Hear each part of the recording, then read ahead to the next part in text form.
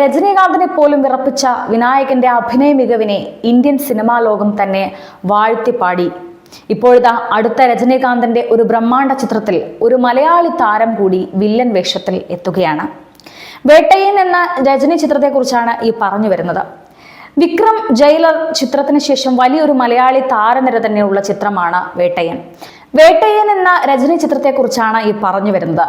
Vikram jailer ചിത്രത്തിന് ശേഷം വലിയൊരു മലയാളി താരനിരയുള്ള ചിത്രമാണ് വേട്ടയ്യൻ. അതിൽ സാബുമോൻ രജനീകാന്തിന്റെ ഓപ്പോസിറ്റ് നിൽക്കുന്ന ട്രെയിലർ രംഗമാണ് ഇപ്പോൾ മലയാളി ആരാധകരിൽ ആവേശമുണ്ടാക്കിയിരിക്കുന്നത്. ജയിലറിലെ വർമ്മനെ കവച്ചുവെക്കാൻ ഇന്ത്യൻ സിനിമയിൽ ഈ അടുത്ത കാലത്ത് കണ്ട വില്ലന്മാർക്ക് ആർക്കും കഴിയാത്തതാണ് വിനായകൻ കാഴ്ചവെച്ചത്. ഫഹദ് ഫാസിലും മഞ്ജു വാര്യരും പ്രധാന വേഷങ്ങളിൽ എത്തുന്ന വേട്ടയ്യനിൽ ചിത്രത്തിന്റെ പ്രിവ്യൂ വന്നപ്പോൾ മലയാളികളെ ഞെട്ടിച്ചത് നടൻ സാബുമോൻ തന്നെയായിരുന്നു. തമിഴിൽ വിനായകന് കിട്ടിയ കയ്യടി സാബുമോൻ വാങ്ങുമോ എന്നതടക്കം ആരാധകർ ഇപ്പോൾ ചോദ്യങ്ങൾ ഉന്നയിക്കുകയാണ്. വേട്ടയ്യനിലേക്ക് വന്നതിനെ കുറിച്ചും ഷൂട്ടിംഗ് അനുഭവത്തെക്കുറിച്ചും താരം തന്നെ വെളിപ്പെടുത്തിയിരുന്നു. ഒരു വർഷത്തോളമായി തുടങ്ങിയ സിനിമയെക്കുറിച്ച് സാബുമോൻ ഇതുവരെയും ഒരിടത്തും പറഞ്ഞിരുന്നില്ല.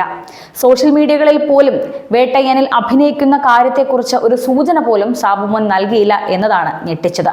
താൻ സ്വന്തമായി മാർക്കറ്റ് ചെയ്യുന്ന ആളല്ലാത്തത് കൊണ്ടാണ് ഇക്കാര്യം പറയാതിരുന്നതെന്നാണ് സാബുമോൻ ഇതേക്കുറിച്ച് പ്രതികരിച്ചത്. ട്രെയിലറിൽ സാബുമോന്റെ 3 ഷോട്ടുകളാണ് ഉണ്ടായിരുന്നത്. ഡയലോഗ് വരുന്നതും രജനീകാന്ത് കഥാപാത്രത്തിന്റെ എതിരെ നിൽക്കുന്നതും പിന്നെ ഒരു വൈഡ് ഷോട്ടും. കഥാപാത്രത്തിന്റെ പേരടക്കമുള്ള കാര്യങ്ങൾ ഇപ്പോൾ പുറത്തുവിട്ടിട്ടില്ല. മുഖത്തെ വെട്ടിന്റെ പാടുകൾ അടക്കം ചെറിയ മേക്ക് ഓവർ ഉണ്ടായിരുന്നു എന്ന് മാത്രമേ ഈ ഘട്ടത്തിൽ പുറത്തു പറഞ്ഞിട്ടുള്ളൂ. ഏതായാലും നെഗറ്റീവ് റോൾ ആണെന്ന കാര്യത്തിൽ സംശയമില്ല. അതുകൊണ്ട് തന്നെ വർമ്മൻ എന്ന വിനായകന്റെ പരിവേഷം തമിഴ്നാട്ടിൽ സാബുമോന് കിട്ടുമോ എന്നാണ് ആരാധകർ ചോദിക്കുന്നത്.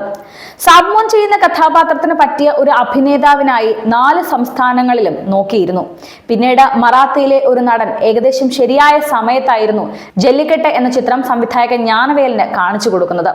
അതിലെ സാബുമോനെ കണ്ടപ്പോൾ തന്നെ അദ്ദേഹം ഓക്കെ പറഞ്ഞു.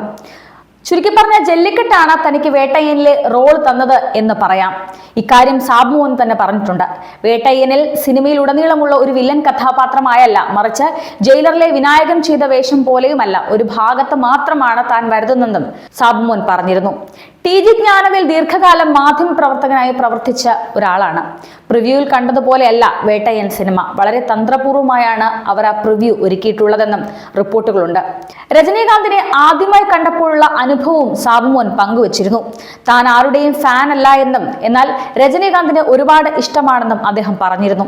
രജനീകാന്തിനെ പോലെ ഒരു ലെജൻഡിനെ നേരിട്ട് കാണാനും ഒന്നിച്ച് സ്ക്രീൻ ഷെയർ ചെയ്യാൻ കഴിഞ്ഞതിലും സന്തോഷമുണ്ടെന്നും അദ്ദേഹം പറഞ്ഞിരുന്നു.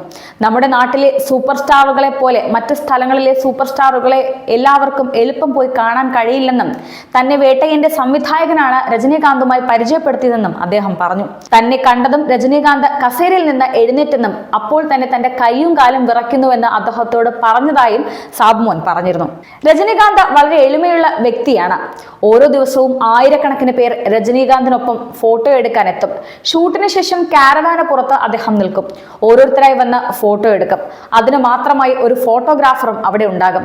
അയാളുടെ അടുത്തു നിന്നുമാണ് ഈ ആരാധകരെല്ലാം ഫോട്ടോ പിന്നീട് വാങ്ങിക്കുന്നതെന്നും സാബുമോൻ പറയുകയുണ്ടായി. ഇതെല്ലാ ദിവസവും കാണാനാകുമെന്നും സാബുമോൻ പറയുന്നുണ്ട്. ഏതായാലും ജയിലറിലെ വർമ്മനെ സാബുമോനിലൂടെ ഒരു പ്രാവശ്യം കൂടി കാണാൻ സാധിക്കുമോ എന്ന ആരാധകരുടെ വലിയ ചോദ്യമാണ് ഇപ്പോൾ സോഷ്യൽ മീഡിയയിൽ നിറയുന്നത്.